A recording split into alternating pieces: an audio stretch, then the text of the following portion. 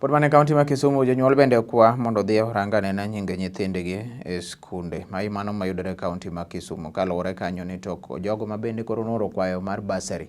Nyaka gi sani koro bursary ma kamano koro nosewuok.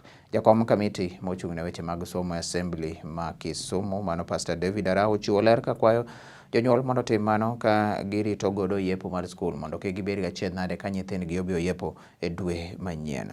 Korka apisa mar somo e Kisumu Peneno Nyango lero ni koro gisetieko gi skunde sekondari e bursary kendo koro gibiro dhi nyime to kod konyo mamoko. Kata kamano deko mar bursary mosebed kiywago en achiedh nade ma gitemo nono anena kaka ginyalo dino fuok ma kamano. Bursaries masani ichulo kane in a list mar joma nokaw ni chulo ni bursary. Jo form 4 gi form 3 osechudnegi.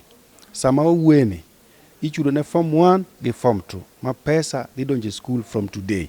So kane in a list mar beneficiary the other year school from next week kata kaponi inyalo yudo thuolo idhiyo I confirm your name gi pesa moketni. Kanitie problem kendo I'm also sending warning to the school bursars. Man gi list mag nyithindo mosechudnegi to nyithindo go pod ok gimi information. That is very wrong. Wadwa ni ka school osedo list mag nyithindo mochudnegi bursar, school bursar from across the county and even outside the county. Ka osedo list mag jomo mi bursary, please communicate to those children because they are vulnerable. Iriembogi to pesa to sechul ni account. And this is very painful. So adoni mondo aland kawuono ni bursary kane osekaw nyingi e ward ne yudo bursary. The office MCA, the office ward administrator, they confirm form 1, form 2, form 3, form 4, pesa koro ni school account.